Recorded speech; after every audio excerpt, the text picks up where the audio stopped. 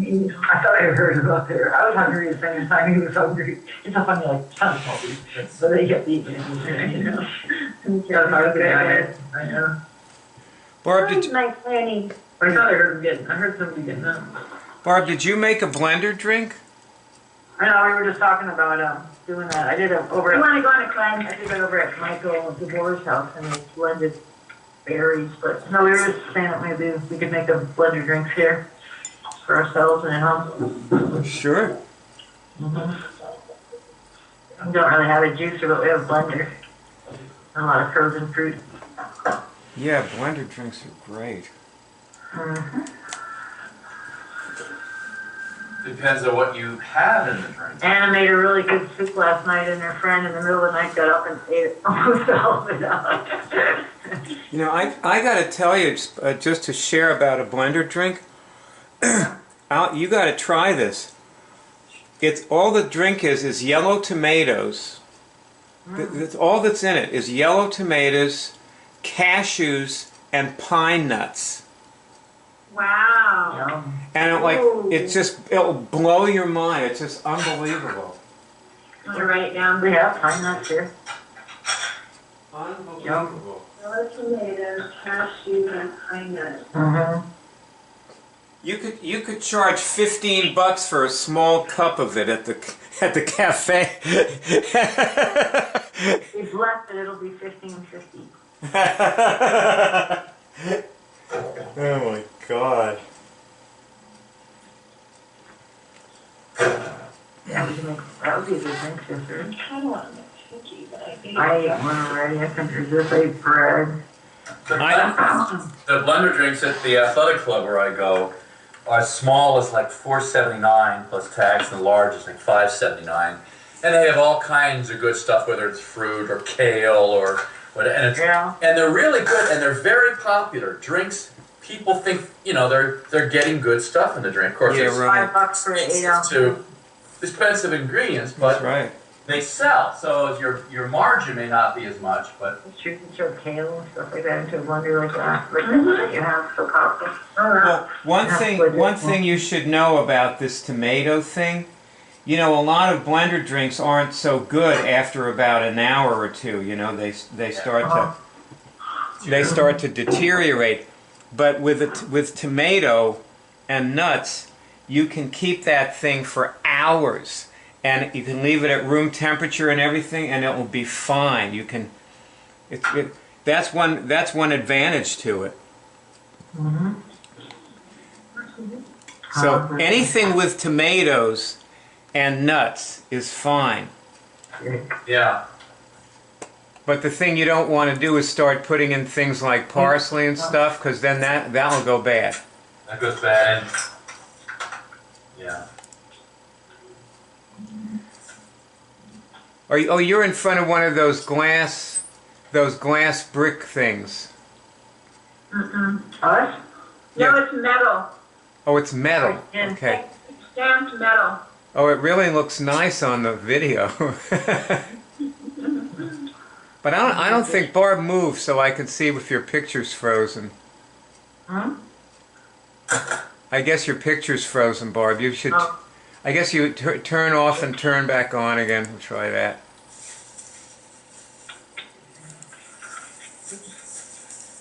Let's see. Well, we'll tell you in a second when it comes on. It's twirling. Okay, I think we're going to start. This is good. Franny, are you there? Yes. Hi, Bono. Ciao, Franny. I'm here. I'm going to be chowing down. That counts. I'm going to be sleeping in a minute. I'm sleepy. Well, you know, it's sort of, this is sort of like one of those, you know, those Senate meetings. The quorum. Yeah, as long as we don't It's fall not in Nick. Yeah. You know, where the senators are sleeping in Congress, you know, in their chairs. Yeah. So have filibusters for someone talks so long. Huh? Cool, those things for real, sure. Okay.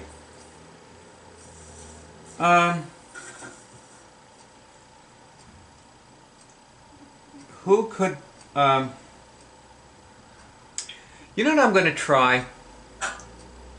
Oh, Barb, your picture's not coming back. We don't have a really strong connection as usual, I think. Oh, actually, you, That might have something to do with it. I don't think so because we How's can that? We can see you guys, yeah. You see us now? so no, you got your Wi-Fi turned back on in the cafe, huh? No, we're just using our cell phone as a hotspot. Hi. Your cell phone at a hotspot? Your cell Like, the cell phone makes the hotspot. Right. Your cell phone.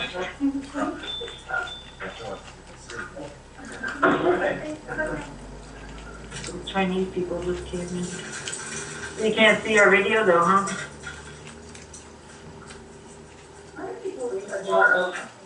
I have no idea.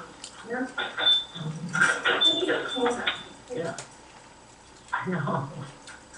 They think the other guy, they think there's a third person with them.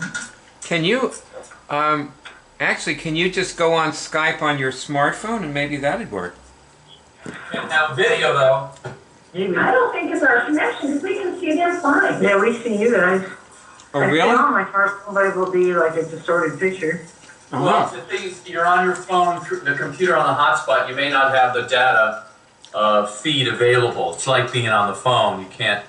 The video may be a lot compromised as opposed to being on a normal hookup. That's my first guess. Second guess is I don't. Second guess is we were not supposed to be seen. Okay, let's see. I think I'm on Skype.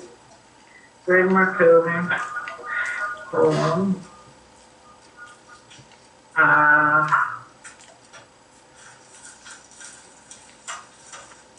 Hello?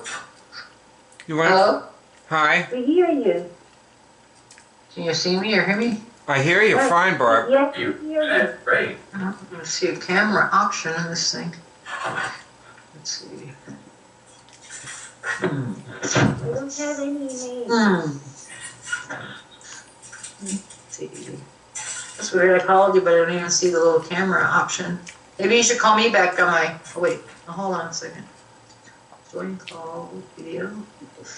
Hold on.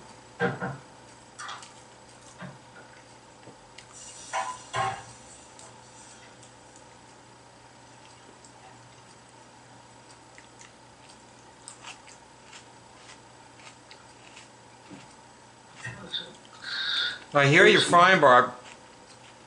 Wait.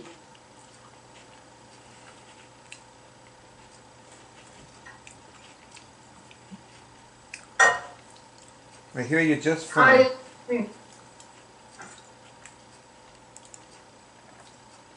I'm sort of waiting for Greg too, because he.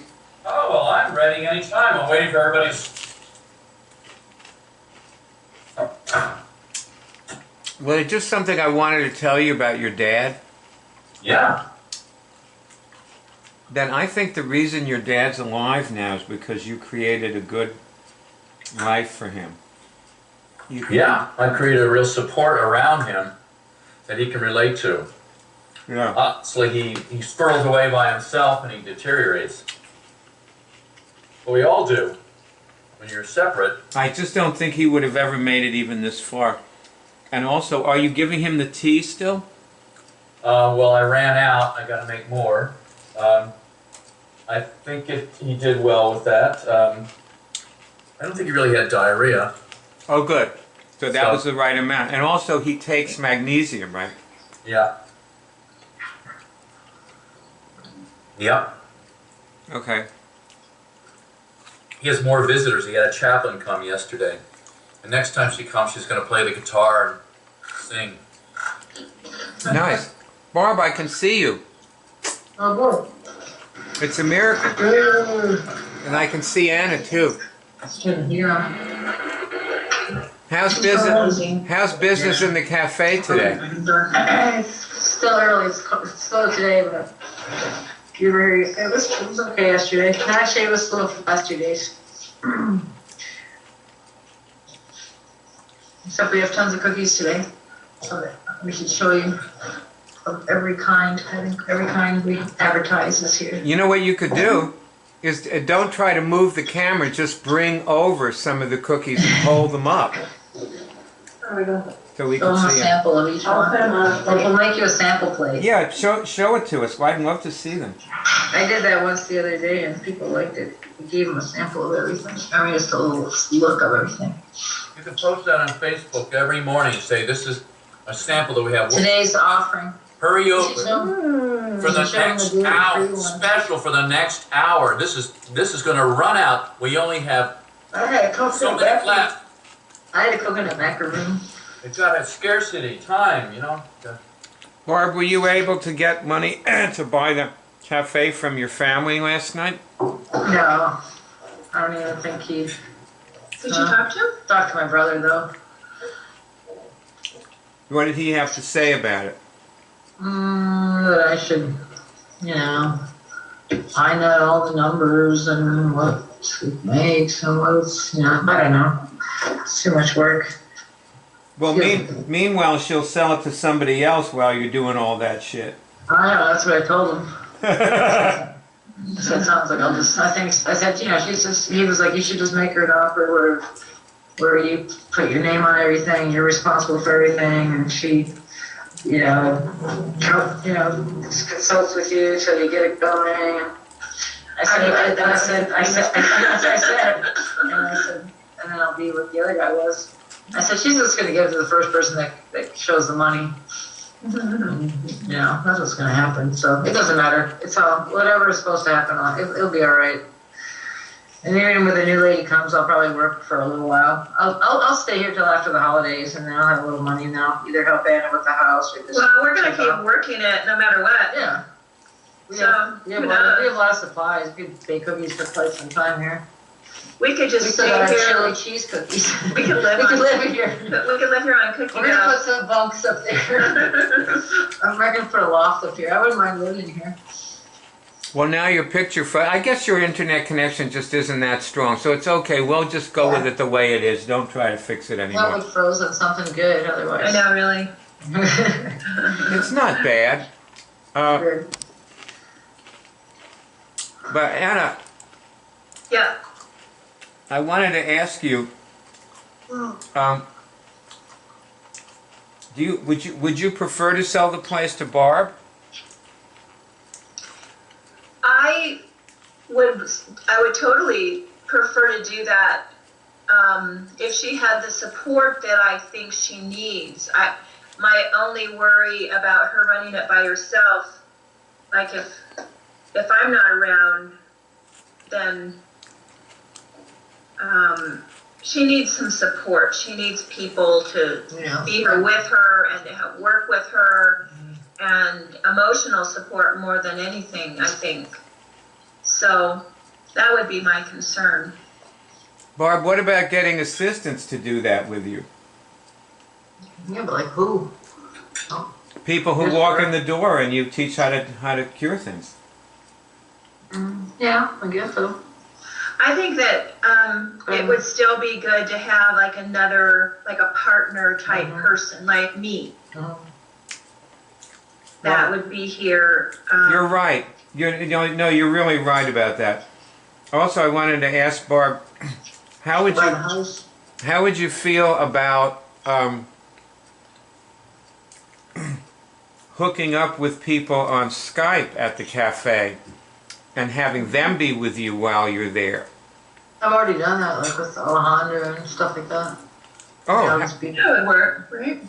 I mean, that What do would you be mean? good for you as a We just have company. partnering with people on Well- Skype instead of a physical person. Is that what you? Yeah. well, I've done that with I've had Alejandro talk to me, and then people walk in, and then Alejandro says hi to the people. Or like one time, people from Australia came in, and I introduced them. I also feel that, in the beginning, she's going to need somebody another person to do some of the heavy lifting and cleaning and that Yeah, sort of that's what I'm thing. thinking. Yeah, when you were saying about power cleaning the floor, I think that's right. Yeah, Is it's that a just, professional job? You have to no, hire I think people? anybody could do it. Oh, really? But assistants are not going to just show up like day one and come in here and clean. Yeah, I need like some Yeah. deep cleaning. So I think that in the beginning, let's say in the perfect world, if Barb buys the cafe and I'm, I go and do the other things that I do to make money, I could be here to assist her and, as a background person, or I could do the heavy stuff too if she's the main person,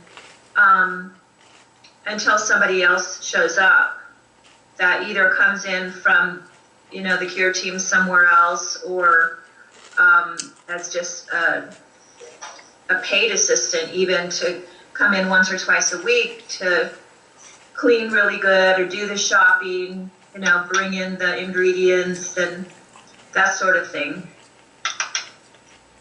Excuse me, I'm a bit lost here. I didn't know Anna was leaving the cafe. What, Barb? What's it? What, That was Ross? That was What, Ross. What? I didn't understand you, Ross. what'd you say? I didn't know Anna was leaving the cafe. Yeah, she's selling it. I would I like didn't to. know. I would like to. I feel like I am at this place where I want to get out from under the debt that I'm in and have some more freedom. And if I can do that and keep the cafe also, then that would be great. I'll be happy to do that as well. But I've been just feeling like I need to do some house cleaning, so to speak, in my life and simplify it and get rid of my debt. So that's the main reason for doing it. It's not because I don't want to be here. Although I had there's some negative energy here in Old Town that we're battling. Can I share what happened yesterday with you guys? Yeah, sure. Sure. So yesterday, Barb and I were here at the cafe and I had to go to a meeting for another job that I do. And I went outside and went to my car and some woman had parked right behind me and blocking this whole little driveway and blocking me so I couldn't move an inch. Uh-huh. And so I waited for about 15 or 20 minutes and I asked a few people, I couldn't find out whose car it was. So there was a phone number on this sign right behind it that said tow, loading zone, no parking, this is the tow company. So I called them. They come out, and right as they're hooking this car up, this woman comes running out from behind one of the buildings in a rage. She's like in her late 60s, and she was scary. She was screaming like a banshee, and then her son comes out screaming that she owns this business. How dare you touch her car? She had the right to be here. She was only here for a second, and on and on and on, screaming at me that I was this, profanities. And she was calling the tow truck driver and all kinds of names, and it was horrible. And her son was doing the same thing, and their little boy, her grandson, was following right behind, watching the whole thing.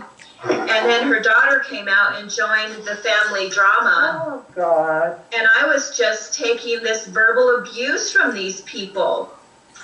And so the tow truck driver called the police because the woman got in her car and tried to drive it off of the tow truck and was just out of control, screaming at me that I was this horrible person for calling the tow truck on her. She owned the restaurant.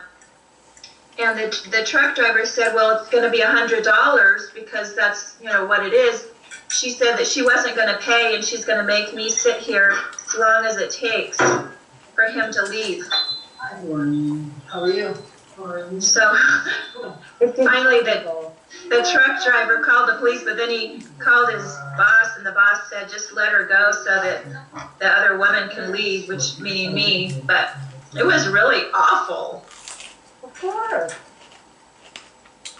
And she was totally wrong. But you She know, wanted to be right. it may be awful. But I want you to ask this question. Were some of my symptoms, Anna, meaning your symptoms, did they come into play in this?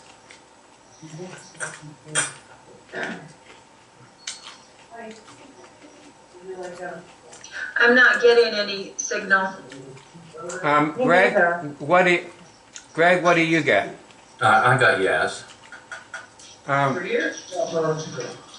You may Well- not be the way you're thinking of it. See, that's Yeah, my- may not be the way you're thinking of it. For example, see if you can get Barb to listen to this, because I think this is important. But she's working with a customer. Right, okay. So, Test this question. Ask if, did I go into a reactive state to this woman? Was I in reaction?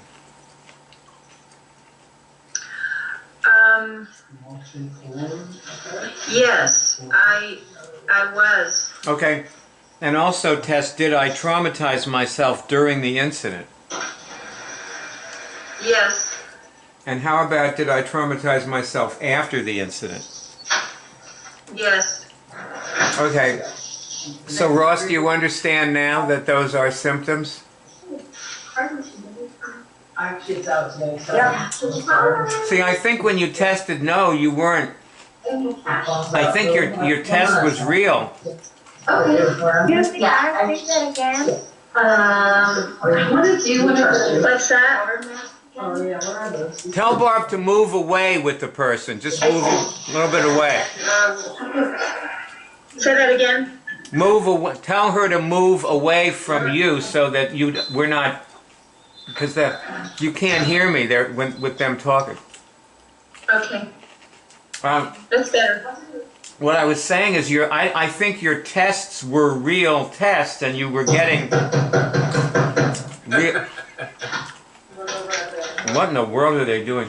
You were getting real signals, and Ross was too, but you were probably asking the wrong question. Do you understand? Yes. Anna, you understand?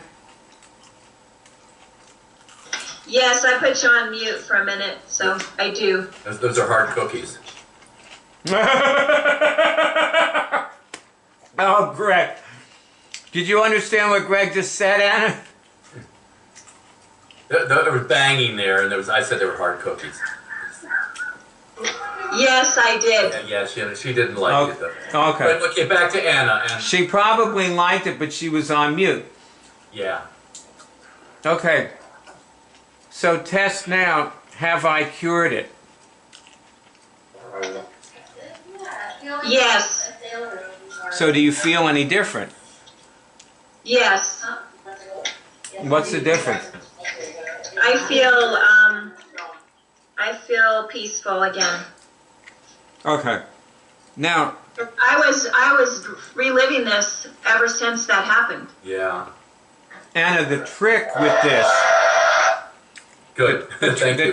the trick with this is to do what I just did with you, with yourself, while the woman is screaming at you, so that you cure the reaction, and you'll find you make better decisions and you function better.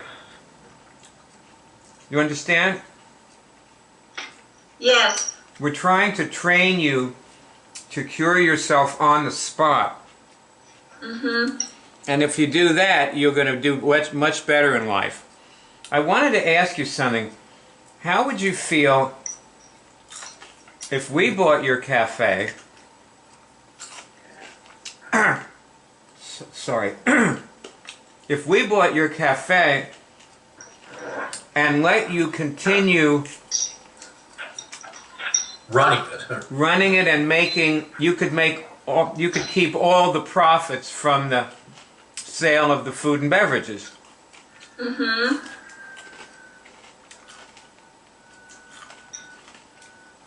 sure. I love it. Because that's something we were talking, Greg and I were talking about that last night. And that's something we could explore. Yeah, it's another conversation, I think. Now you have to realize we're talking about the profits, so you would have to pay the expenses. Oh, of course. From And your the salary income. out of the profits. And Yeah, then, I got that. then That was understood. yeah, then you and Barb split up whatever is over that. And you'd have to estimate every day, because obviously you have to take money every day. So if you- Yeah. and you figure your expenses are about $1,500. So let's say you take in 100 in one day. Well, you put aside 50. You know, for the monthly expenses, because that Yeah. $100 is $3,000 a month. $50 of that is $1,500, which is your expenses. So you just sock that away, and then you spend the other 50. How about that for an idea? I like that idea. It's the way. See, when I had peddlers working, like Like for here or over? oh, Thank you. when before I had a lot of peddlers working for me, there was about a whole year period, or not a year, but it went from May till December, when I only had a couple of peddlers, and I peddled myself also. And that's exactly what I used to do. I would just sock away some and spend the rest every day. And then when I had a lot of peddlers working for me, I just socked it away because I couldn't spend that amount of money. I always spent maybe $50 or $100 every day, and that was about it. All I really needed. But anyway, so we don't have to talk about that right now, but that's something we were thinking about. Okay. Great. Maybe tonight we can talk about that. I'll call you later Sure. tonight. And let's see what else. Oh yes, you know what I was fixing to do? I wanted to try playing a role. Now Barb's busy, so I guess I'll try this with you, okay? Coming in. Thank you. Okay, she's coming back. Right. Oh, Barb, are Thank you there? Barb? Can you see us? No, No. I'm here. but I can hear you. Well, Barb, I want to play a role with you, okay? Uh-huh. I'm not looking at the outline. I just want to see if I can remember it, okay? So you be a customer, Okay. and I'll start with your approach, which was asking the customer. So, Okay. hey, what can I get you? I'll take double cappuccino, please. Okay. You want to try curing something? Curing? What do you mean? Look at that sign right under your nose there. See that? The Cure Cafe? Yeah. Oh, okay. Cure some. All right. Well, Sure. here's the double. All And right. so do this. Ask a question and look for a signal, which is like this. This is what my signal looks like. It looks like this little, see this little finger movement? That's what it looks like. Oh, I see. It's involuntary. So the question is, keep your hands free though. The question is, Okay. can I cure things? So I just ask myself the question, can I cure things? Yeah, Can I cure things? and see if anything happens. Yeah. Felt kind of a lift. Zippity-doo-dah! Yay. So did I just cure something? Well, I don't know. Do you feel any different? Like you said, you felt a lift. So I feel a little happier, yeah. well then, that means you have a strong God connection. Yeah. That's good. So now you can actually test, did I just cure something? Oh, you need to look for the, oh, I see. Yeah, did I just hear something? Yes. Okay, so you got that signal again. Okay, that's very nice. Did I just discover something that I didn't already know? Just discover something. Yeah, Do you know what it was? I discovered that I could make myself feel better. Nice. An important discovery, yes? Yes. Now, test this question. Can I kill a virus? I kill a virus.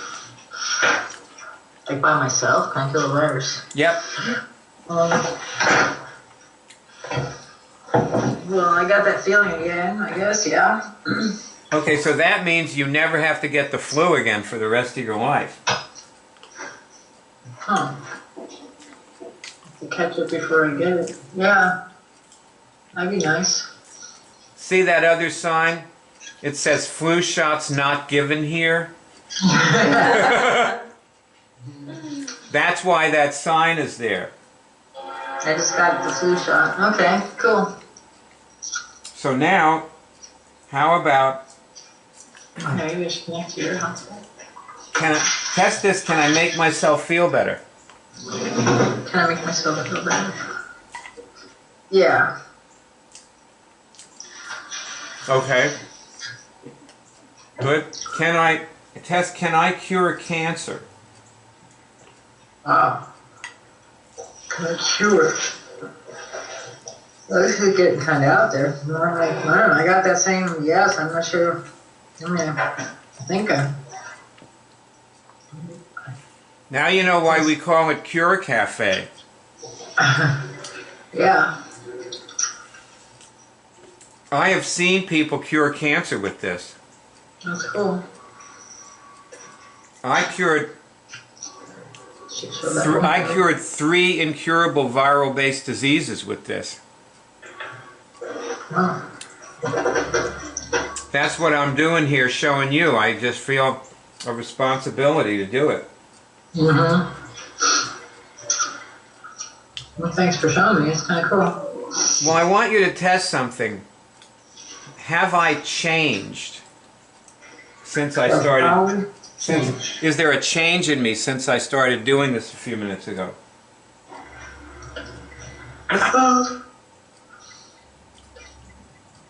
Yeah. Do you have any idea what that is? First thing that came was I feel kind of like bigger. I just feel more full, a full person. Like when they say that you use like, when most people use like 10% of their brain, I feel like I'm using more of myself. Well, Tess, do I know that now that I can cure things? Do I know? Do I know it? Yeah, well, I know it more than before, that's for sure. Yes. Okay. That's a big change. Yeah. Now test another thing. Well, let me just ask first, before you test it, is this real to you? I wouldn't say I was really sick before I came in, but is it real? I mean, does it feel like it was a visualization, or does it feel like you actually changed and cured things and so on? Is that real? Well, I mean, that change in myself feels pretty real. Okay, so you changed and that feels real. Yeah. Okay. Now, just so you know, you do not at this time know how to cure cancer, okay? Like that would take a lot of study and work and preparation. So you're just getting into this. You get the idea? Yeah, I see what you mean. I can do it, but I didn't really totally learn how. Yeah. Yeah, I mean, you'd be a babe in the woods, you know. Let me just explain something to you. This is a cult. It's a religion. What we're doing? Okay. Cults are religions that have few members. Okay. So now I'm in the cult. Yeah, you're in the cult. And so what I'm wondering is, can you contribute something? Is there something that you can do to make, like, our objective is for everybody to know what you now know, that you can cure things. So, can you contribute something to that effort? I can tell some people to come and learn, or send some more people, or talk about it. Well, I'll tell you what, here's the contribution that I want you to make. I want to video you doing what you just did with my smartphone. How about that? Okay. And I'm going to put this on YouTube as a Cure Cafe video, so people will see what happens here, okay? All right. And you can talk about the Cure Cafe too. All right, cut. So that is my, and I think, see, I didn't look at the outline, but I think I hit everything. You did a very good job. I wasn't looking at the outline, but I'm going to check myself later. Check this out. Yeah, when I put this movie up, I'll watch it and go over the outline and see if I missed anything. There you go. the thing was that you used the option. You know, it's not like you did everything on the outline, but the outline has, you did what was effective. The options. Like, you didn't say, can I cure a virus? You didn't go on about curing. You were after the result there, which was, you get it. I know. Well, I'm under the impression that I've done everything that was on the outline in that role play. That is my idea about it. Just so you know. Seems pretty complete. What? Now I'm talking, by the way, I'm talking about what to say at Cure Cafe, that outline. Oh, okay. I was thinking of the SMAC. Smack.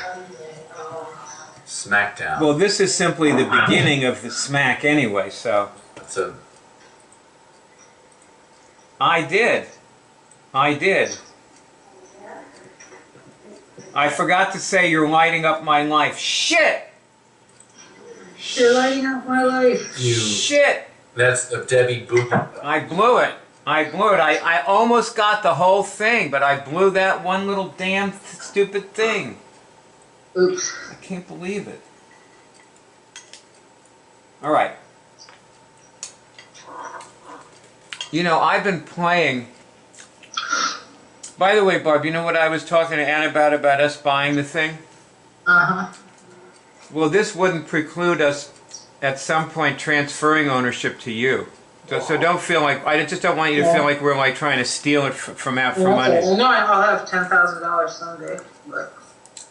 I think we just see something that's available, an opportunity here. Yeah, it's an opportunity. We Don't probably should.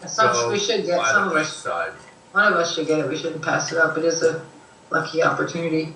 I mean, I want you to have it, Barb. I do. Yeah, it's fun. There's all sorts of possibilities of what we can do every day too. Well, you could just pay it off as you go. Yeah, that's true. Yeah, that's what my brother was suggesting. But I know that Anna needs some money, so it would be easier to pay you guys off. Which brother are you talking to, Tom? Yeah. Now, does he live up in up country, up north? Or does he live? No, he just travels a lot. He doesn't in North Carolina. He just has to go to the game because he was up there. He goes to the Badgers. He goes to the Packers. I don't know how he does it. He goes to almost every weekend, it seems like. Yeah, well, people with money fly in for, especially if you have, tickets and you got to share. Yeah. Point to come in for games. Mm-hmm. This last time he sold the tickets and then he was sitting in an end zone too. Mm-hmm. So then he figures it out. Well, your picture's working now. Oh, it is? Yeah. One of my friends from high school is taking care of my mother. Really? And what he part? was What? carbs, well, yeah.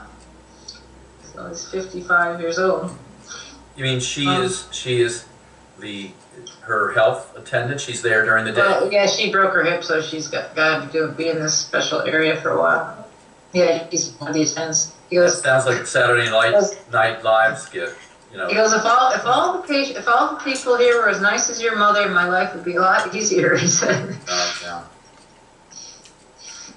Yeah, but yeah, it was my brother Tom, and I think the best way is for me to pay back someone who doesn't, isn't like buried under like the way Anna is right now. Well, families also can be really fraught with. Yeah, I wasn't even directly asking him for the money. I was just asking him for his opinion, I guess. So we didn't even get to the money part. That would be certainly create a relationship beyond what you had before. I guess maybe you'd asked for things before, but yes, I have. if you asked for the money and he saw that you were serious, that you were going to make this work, whatever it took, was not going to flake on it or whatever he might. Who knows what he might do? We know what Change, I was going to see that. Yeah, the best thing would be for me to just work it and then we'll see it and then somebody else could buy it, during that period and then you can get your money back earlier. Hey, Barb. Like One thing is that we like the idea of creating your relationship with your brother by him getting involved with you like that. Yeah. But the thing that Greg said about it was that your brother might be an interloper. Yeah, he's not really the right person for Like he'd be too annoying. So yeah, it's just too much. He's telling me that I should get a part-time job at Starbucks while I'm working here, so I could learn how to really run a cafe. It's like it's just kind of out of touch with things. It's a nice idea, but well, I'll tell you something though. What you should be doing while you're working there is watching Starbucks YouTube movies through your smartphone. yeah, like how to make a cappuccino. No, they talk about their whole business plan and everything. Yeah, I've been at Starbucks. I mean, there's all kinds of People come in here and say, "Thank God it's not like Starbucks." If they like the difference. No, you pick up stuff. They say it's better than Starbucks. Because when I was listening to the Starbucks movies, I just picked things up that were applicable. You absolutely would not want to be like Starbucks. Hi. Excuse me. You want some coffee? Yeah. Okay. You can take care of yourself. There's the glasses. They're on the side there. Yeah. I think Anna would like to be around for the next part. Is she close by? She's on the phone with somebody. I think it's Athenios, but I don't know. Listen, call her over. Tell her to talk to him later. Hey, Anna. She's in the bathroom. Anna, Fana, Fofana, Anna. Phi, Momana. She comes.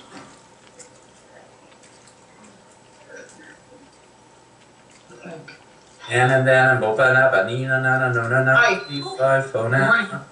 Anna. Hold on a second, I gotta. Hey Anna, can you come here a sec? Hi. Can I give you something? Do you want to read it? Okay. Hi. They weren't rusty. Okay. Sorry. That's okay. I thought you might want to hear this. Yeah, I do. All right, this is, I hope you'll be able to hear this. This is something from Malcolm Gladwell that I want everybody to hear. Okay? So let me go to it. Now you should go on mute right now. And I'm just going to play, that's a very short thing. Okay, and here it goes. Starting epidemics requires concentrating resources on a few key areas. The law of the few says that connectors, mavens, and salesmen are responsible for starting word-of-mouth epidemics, which means that if you are interested in starting a word-of-mouth epidemic, you Your resources ought to be solely concentrated on those three groups. No one else matters. We are also powerfully... Thank you. Okay. Between the two. The other one was too much, there was feedback, and just tone it down a little bit from the first way. Would you? Yeah. It was hard to understand what was going on. So were you able to hear that? No. Okay. I mean, yeah, I could hear it, but it was too loud, too much interference. You have to tone it back. It was too close to the microphone. So you mean I need to play it? Yeah, I agree. Okay, play it again. All right, here we go. By our surroundings, our immediate context, and the personalities of those. Starting epidemics requires concentrating resources on a few key areas. The law of the few says that connectors, mavens, and salesmen are responsible for starting word-of-mouth epidemics, which means that if you are interested in starting a word-of-mouth epidemic, your resources ought to be solely concentrated on those three groups. No one else matters. We are also powerfully influenced by... How was that? Well, I got Better. there was Better. still some feedback, but I think we all understood it. You concentrate all your attention on the mavens, the connectors, and the what was the other one? The adapters. The I salesman. still didn't understand. Still did not understand. No. Again, I guess it's because it's so much treble. Just a little, pull back a little bit from the microphone. We'll still hear it. All right, pull it back more, and I'll Yeah. play it again. Yeah. Sam. All right, I pulled it back, and here we go. the surroundings are A little bit more. perhaps the best way to understand what Lambesis did. How's that? That's pretty good. It's a little. It's like, see, it's overpowering the mic, so it's Starting got. epidemics requires concentrating resources on a few key areas. The law of the few... How's that? I guess that's about as. That's better. Yeah, not as loud. Just turn down the volume a I bit. pulled it. I'm pulling it back a little more. Okay.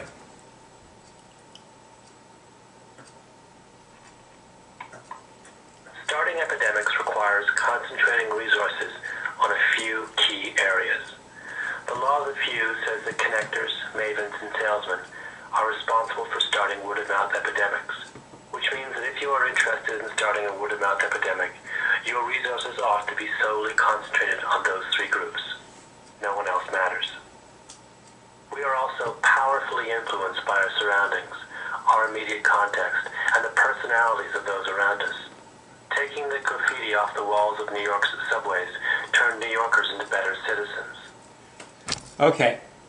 How's that? Good. All right. Yeah, that was good. This is the summary of the tipping point. Yes. Like, that's the bottom line, is that no one else matters. You with me? Everybody with me? Yes. It's only Yes. this tiny few people that matter. Except it's not quite that simple. Because when one of those people comes into your cafe, that person needs to see a bunch of raving fans who all know they can cure things to substantiate what they're experiencing. Like Barb, you know the guy that you were playing a few minutes ago? Yeah. Well, suppose there had been two other customers there smiling and nodding their heads while he was doing that. Do you think maybe he would have been a lot more solid? Yeah, that'd be cool. Yeah, totally. So what you need is you have to build this clientele and have people who hang out there all day. You know, like remember the Cauldron? How people used to hang out in the Cauldron like every night. You'd see the same guy, he'd be there all evening. No, I was thinking that tonight I might come back and stay open later. Well, Yeah, I remember that place. That was good. well now, Anna, there's something else that I want to play for everybody. And I think you'll enjoy this one too, okay? You with me still, Anna? Yes. All right. So I'm going to play this next one, and you listen to this.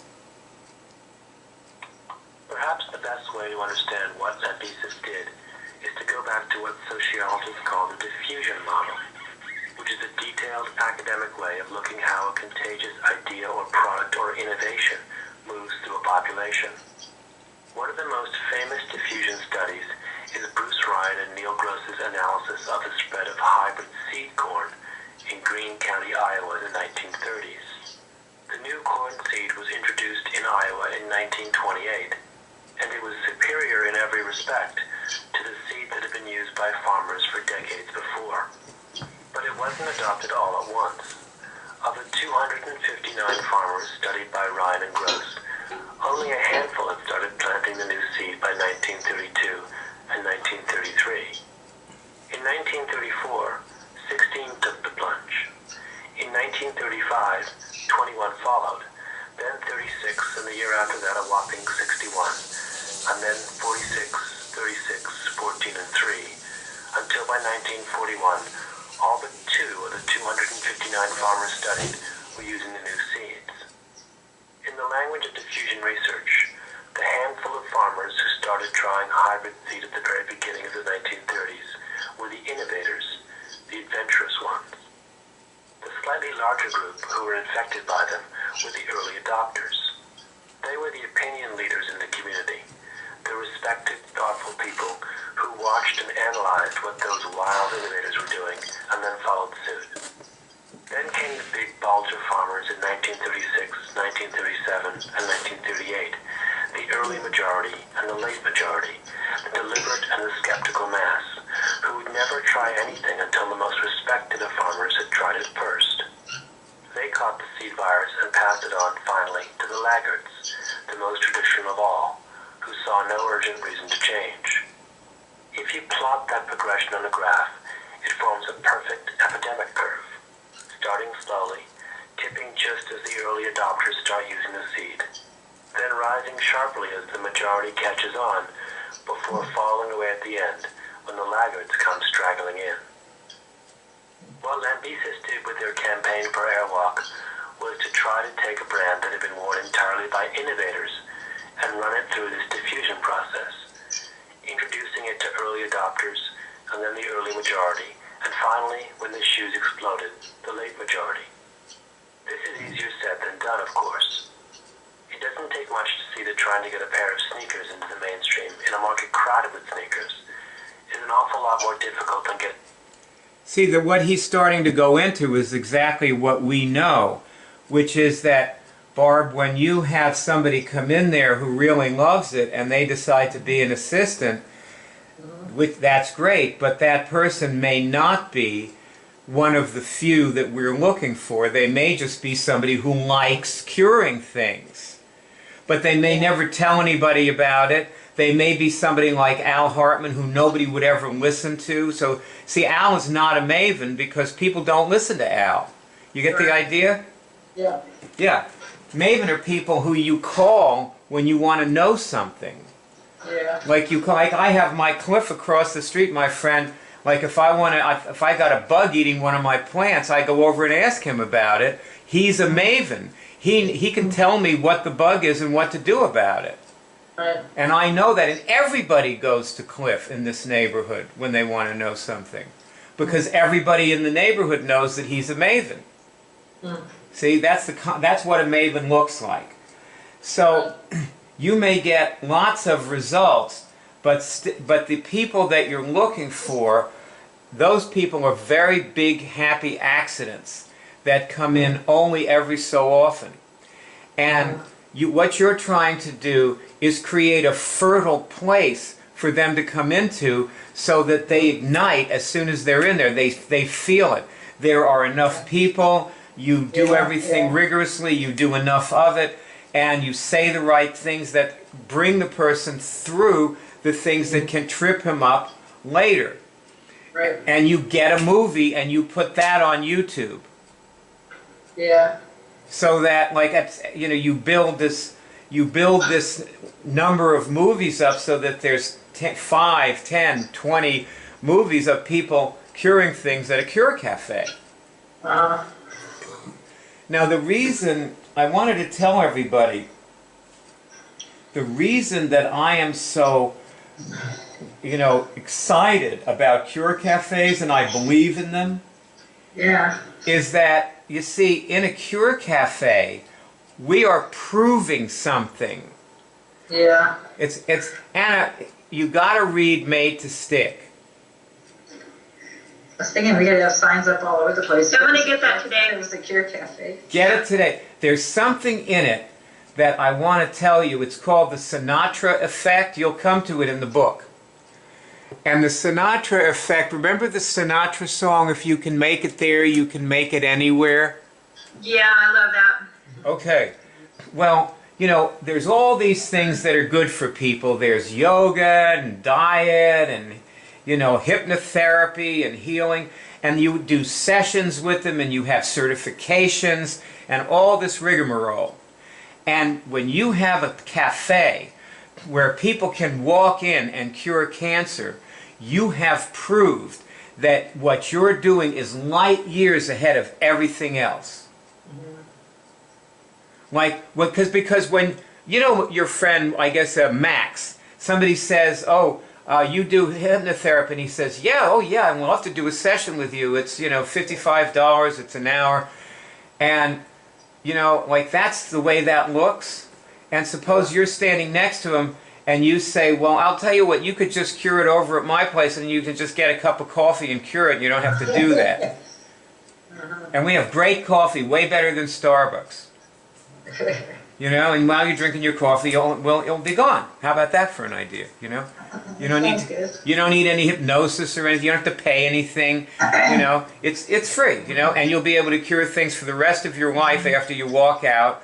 Because you can do this. You won't ever have to pay anybody or nothing.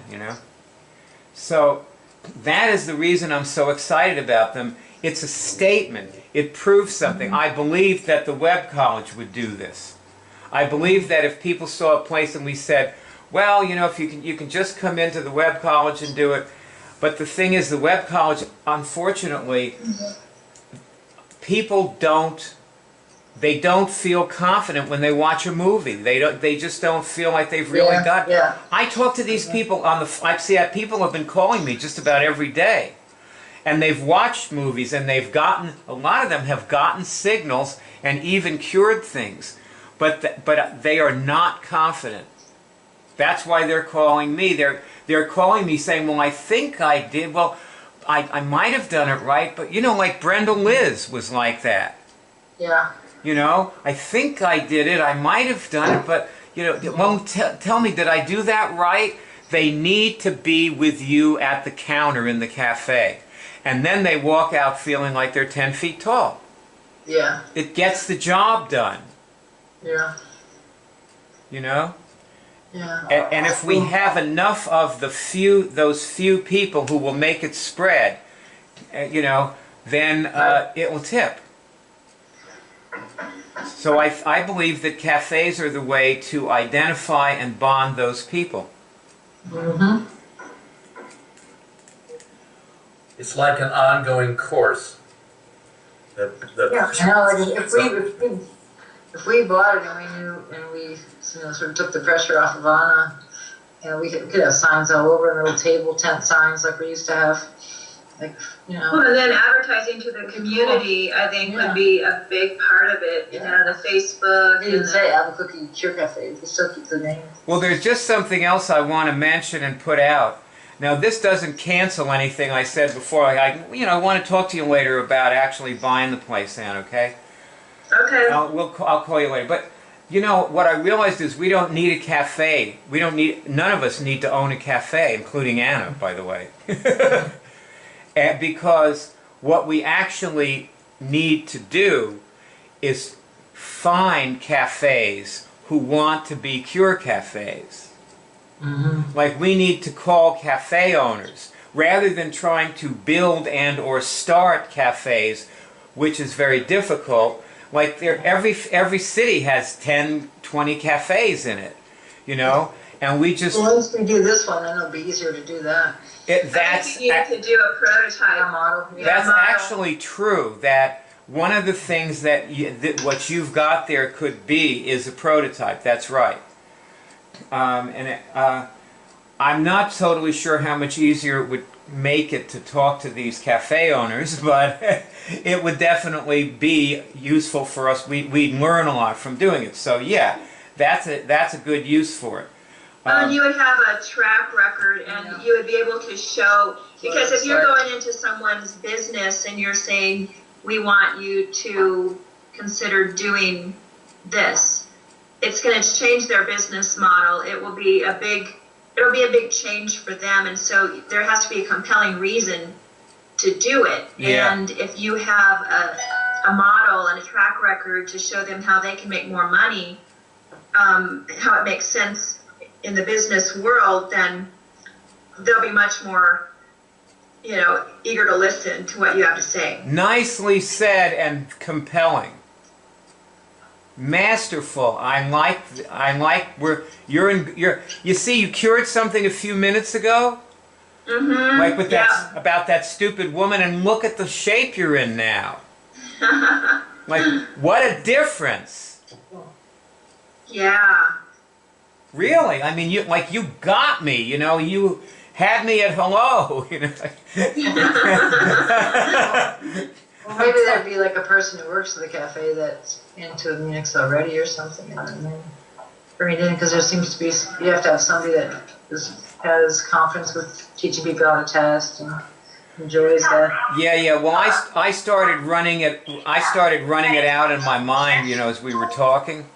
And I mean, not as we were talking. Like earlier this morning, hours ago, I was running it out in my mind, and I came up with pretty much like what you're talking about, and a bunch of other things too. And it's a matter of doing it. But one thing I will say, another benefit to having your Cure Cafe would be that if you could really create a large cadre of assistants, these assistants could then become the people who make the phone calls to the cafes all over the United States and Canada. Right. Exactly. And like if you had like a triad of assistants who just did that, like they sat, at a table in the cafe, for the whole evening on, Thursday night and Friday night and Saturday night, and they just called cafes, you would really, their learning curve would skyrocket. So Right. That's what we used to have, like in the New York Center. The DHO would call, assistants and say, come on my shift, and let's do a phone session, and we'll call our friends or whatever, or take the phone calls that come in, and let's get some enrollments, and they would play like that. And they enjoy that. They like doing that. They like doing things together. Well, there's one other thing. Barb, did Anna tell you about me playing the Ideal Anna the other day? I think I walked in the middle that I didn't know what you were doing, but... Okay, all right. I told her about it. Well, I want to play the Ideal Barb. So that's what I'm gonna do right now. I'm gonna play the Ideal Barb. How about that? Sounds good. Barb, are you excited and enthusiastic about listening to my ideal of you? Yes, maybe it will make me more my ideal self. Oh, you know what? The reason I didn't notice that you were is because the picture's frozen. Again, that's why. So. I don't look excited. No, you look frozen. But anyway, now it went off. But anyway, I'll just crank it up here and start playing. This is my Ideal Barb. Now, I wanted to, this goes back about 3 weeks to like the second day of the Balloon Festival, okay? And it's the evening. You're calling me in the evening. You're still there, right, Barb? Yes. Okay, it's because I want you to hear this. All right. So what?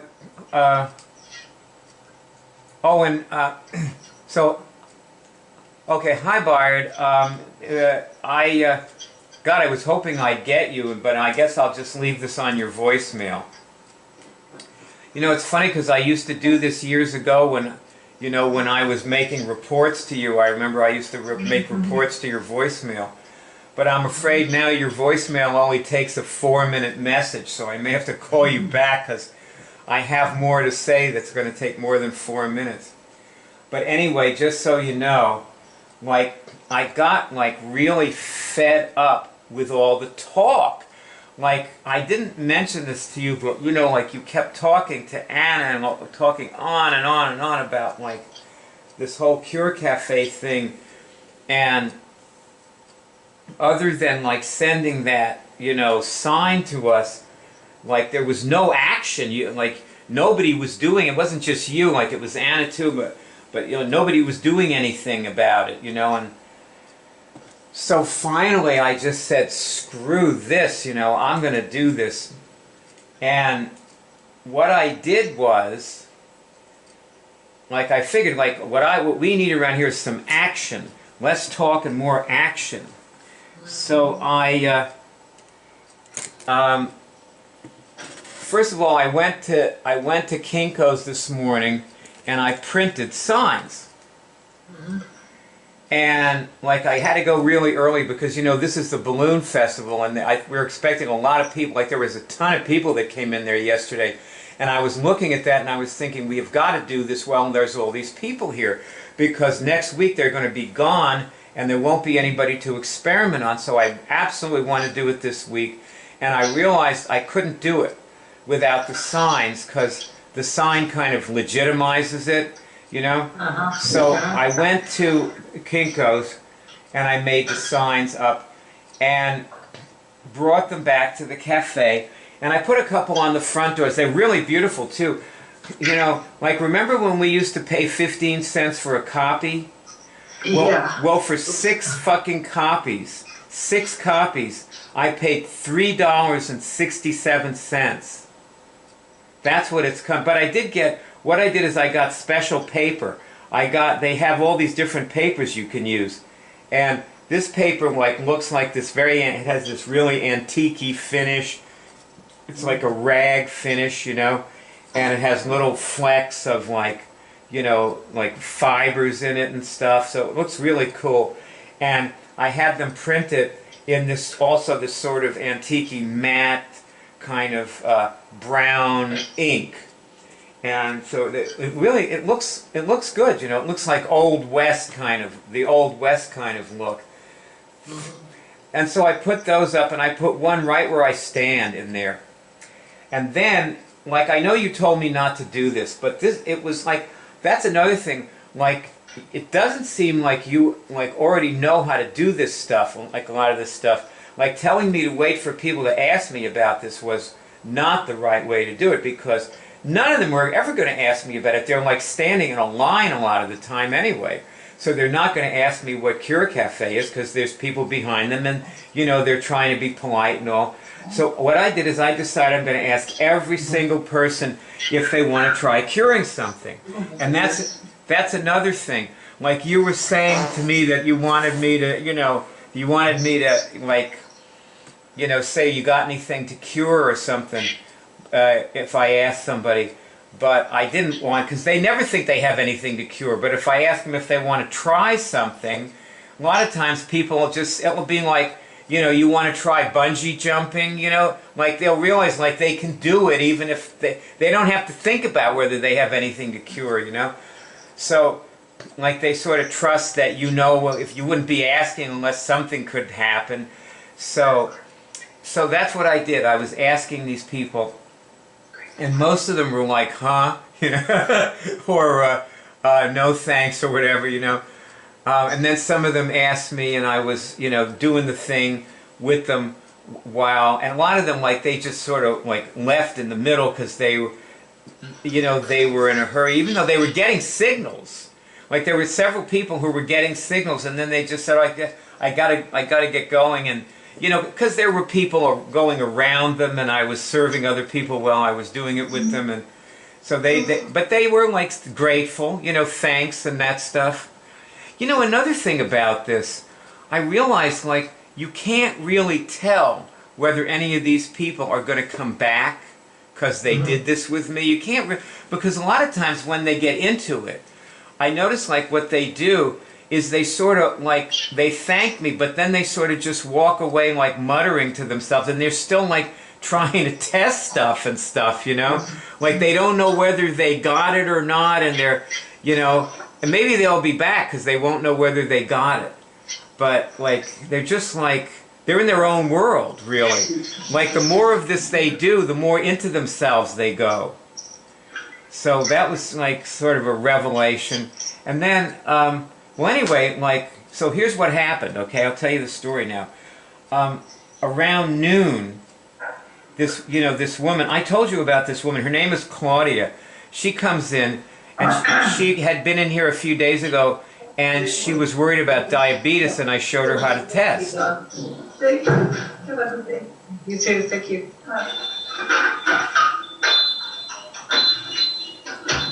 She was worried about diabetes, and I showed her how to test. And but we didn't do that much. And she's back, and she said hello, and I said hello. Have you been testing anything about the diabetes? I sort of started in the middle, with her. And she said, oh yeah, that thing. No, I haven't done that, but I sort of came back because I'd really like to, try more. And we started testing all these things. I did parts of the outline that I hadn't done. Like she felt different, she was different, it was real to her. I told her she lit up my life. I did all the things in the outline that I had failed to do last time. And I think it made a difference because then we launched ourselves.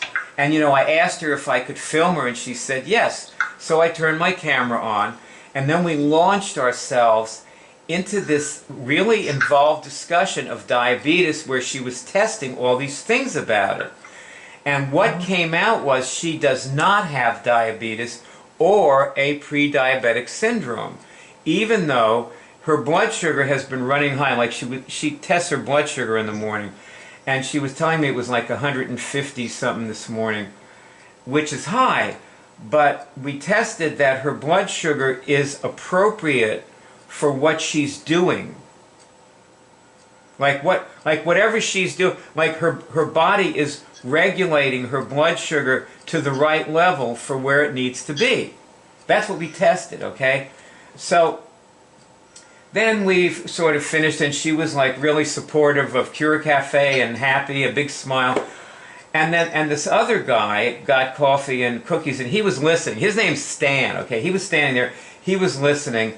And all these people are like sort of going around them getting stuff meanwhile. So it was a circus, let me tell you. It would have been better if she came in on a day when it was quiet, but I just figured I'm going to do this, because she's here. So, but I think it was good for the people. Some of them were really listening. And nobody asked me about it or her about it, but they were really listening. But this guy, Stan, who is a local, by the way, he's not a tourist, he was interested. He stayed there.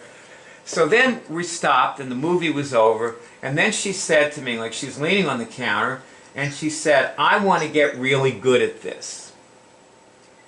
And so I said, get into our volunteer program and assist here. Like you can be here behind the counter teaching people. And I told her the best way to learn something is to teach it. So she said, yes, that's what I want to do.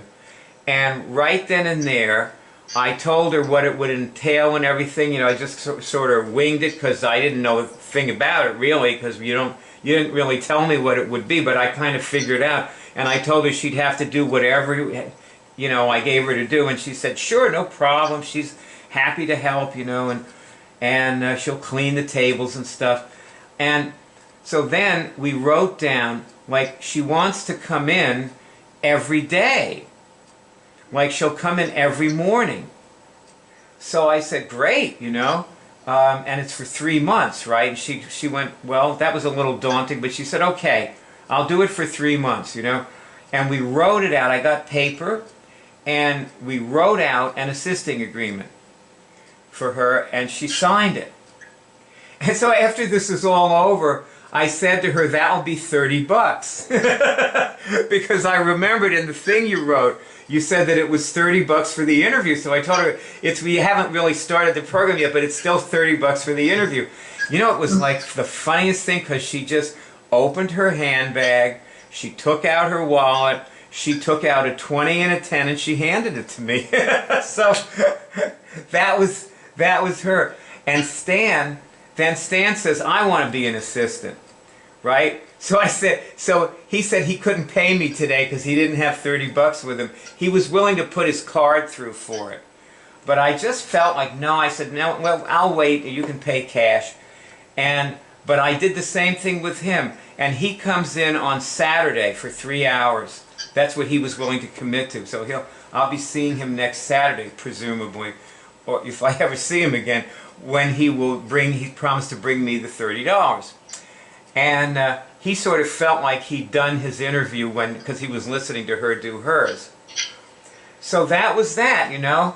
And then, like, I just went on with the people, and the rest you know, because I've told you pretty much how it went. But one thing I wanted to say is that I stayed kind of late.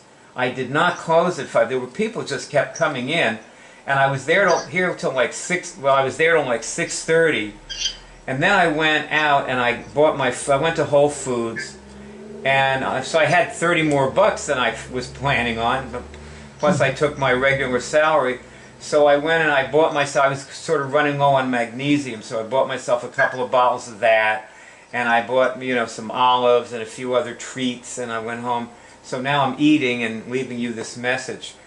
But I just want you to know that that's what we're going to have around here. I cannot stand all this talk.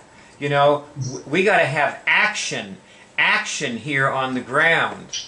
Okay? So whether you know, if you don't tell me what to do, I'm just going to kind of make it up as I go along. And that's the way it's going to be, and I'll let you know what happens, and then we can modify it if you want. And if you want to talk to Claudia, she'll be in tomorrow morning, and you can get to know her. Okay, see you later. Bye. Bye. Click. So that was, yeah, Barb, you were an answering machine in that role play. Yes, I know, sorry. By the way. But anyway, that's my ideal of Barb. Barb is a woman of action. Not a woman of activity. Okay. And with that... I like that. That sounds great. It was really, you really captured the, you know, just a free-flowing, happy, make it happen Barb. Yeah. Which Barb has been, and there's a Barb that I know does exist, you know. And oh, yeah. you know, I've seen it. So, you know, I have to tell, I don't know, like, we're sort of like, see, this thing can go till 1:15, but usually we ended at, you know, 1:30. But I just thought of a story that I wanted to tell you about Barb, okay? So, before we go, Ross, are you enjoying yourself? Yeah? All right. Before we go, I'm going to... I just didn't understand something in the one of the plays. And this, when the assistant had the interview and pays the $30. I'm totally lost on that. All right, well, I'll tell you what. What you want to do, look at there's one of my Facebook notes, and it's called Cure Cafe Strategy. Yeah, okay. And read that, and that's in there. Okay, it's one of the things in there. It tells all about it. So read that, Okay. and I'll tell the story, and this will be our wrap for the meeting. Okay. And the story is, as it goes, Barb and I went out and filmed people who all we were trying to do was film them getting a signal. And we ended up filming them, you know, they were getting the good feeling and all that and stuff. But we really didn't know what we were doing back then. We did, however, make a movie that ended up, you know, having a lot of people join the web college. But it came nowhere near tipping Cure. And by the way, that's another thing. The difference between a cafe and the web college, this is a critical difference. In the web college, we only get a certain kind of person. Okay? it is not very likely that the people, the few people that we're looking for, will ever spontaneously walk into the web college and start doing it. It's just not likely. Their orientation is different. They don't look on the web for cures. Like, they don't get interested when they see something like some of these movies or whatever. It's just not their thing. But everybody likes coffee, and everybody walks into a cafe.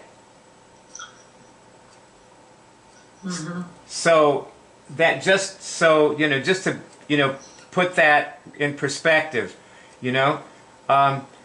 we've just been getting the same people over and over again for 15 years, with a few notable exceptions, like Ross is a notable exception. And Ross almost didn't make it, by the way. And there were a few other ones too. But for the most part, we get the same kind of people, and I talk to them on the phone. As I'm saying, they're calling me. I get them every day calling me. But the people we're looking for example, generally don't read comments on YouTube movies, for example. Like, that's just not what they do with their time and their lives. So, okay. Onward to this story. So anyway, Barb and I were out filming people. And, we filmed a ton of people. We probably filmed like 30 people during that 5-day period preceding this story. And it was getting late at night. It was around 9 o'clock. And I wanted to get one more person on film. And Barb just blew her stack, and she went crazy. And I think that Barb wasn't feeling very confident in herself. For whatever reason, I don't know why, but in that particular 10-minute period, she just wasn't feeling that confident. And so I just was saying, go get me another person, and she was going, you have enough people, and what are we going to do this other thing? And she was like yelling and screaming. And we walked around the block, and we went to like a quieter place, and Barb went through all this stuff, and I said, look, all we need is let's just get one more, and then we'll take it home, and we'll see if we've got enough, and if I can splice them together and make the movie. How about that? And somehow Barb changed. In the middle of this, she just changed. And we go around the corner again, back to where we were originally, and Barb goes into this restaurant. She's talking to this girl, and she gets this beautiful girl. And she says, okay, I got one. And we go sit in a booth. The girl was a waitress. The restaurant was closing because it was getting late.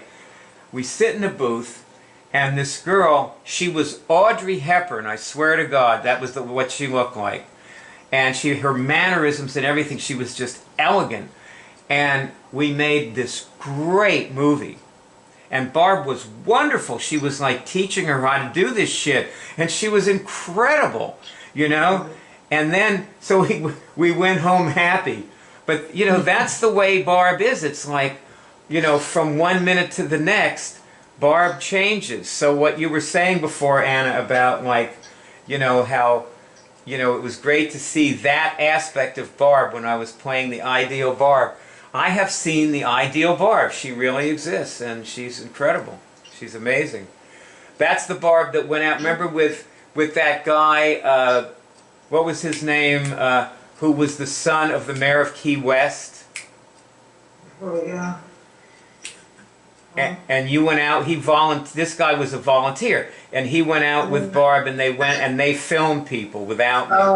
Bobby Buffett. Pete McCoy. Pete McCoy. Yeah. McCoy. We made great movies with him, and then he went out and made great movies with Barb, and they filmed a whole bunch more people. So that's the Barb that we know, Barb can do it. She really can do it. We know that. We know what you've on Facebook. We know what she's got under the hood there. Under the hood. So with that, anybody want to say anything before we complete our meeting? Hari Stokely, thank you very much. that was good. No, I have nothing more to say. I rest my case. I have nothing more. Thank all of you. Let me just say, I like the idea of you guys buying the business, and it kind of, it feels good to me, like it's, because I've been in this quandary and been in this like tug of war with myself and with everything, what to do, and it just feels like the way. It's just like this really peaceful feeling. Okay. It makes sense to me. Okay. In my heart, it makes sense. Does that sound right? Yeah. Well,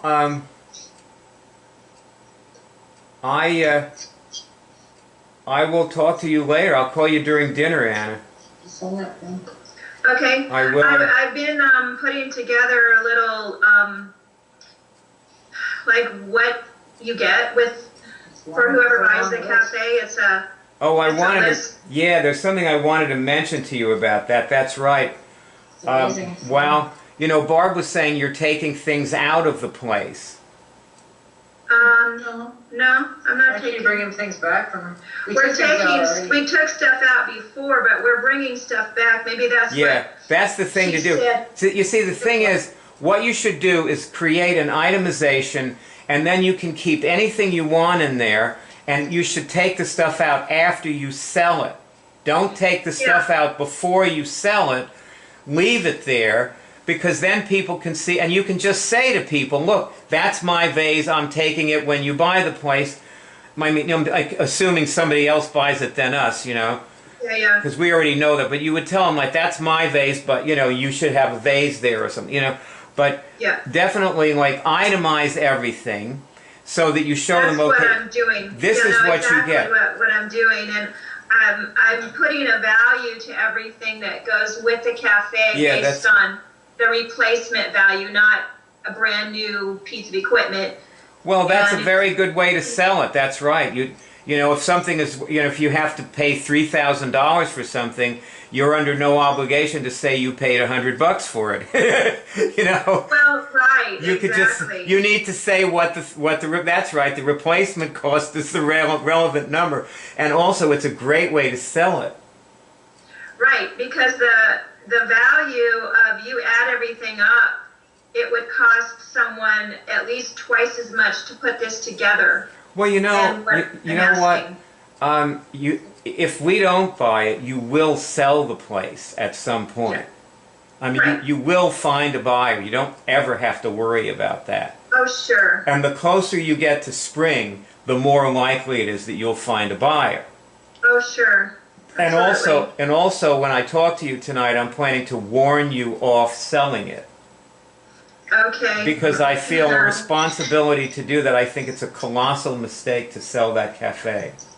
Okay. That you're I selling. would love to hear your argument because, like I said, I've been in a bit of a quandary over Yeah, but it. you know what? What I was thinking is, if you really want to sell it, shit, you know, then I don't feel bad. I don't feel bad about buying it. I felt kind of bad about buying it, but then you seemed determined to sell it, so I said, okay, great. Well, she really wants. Yeah. And I started to think, well, maybe you know better.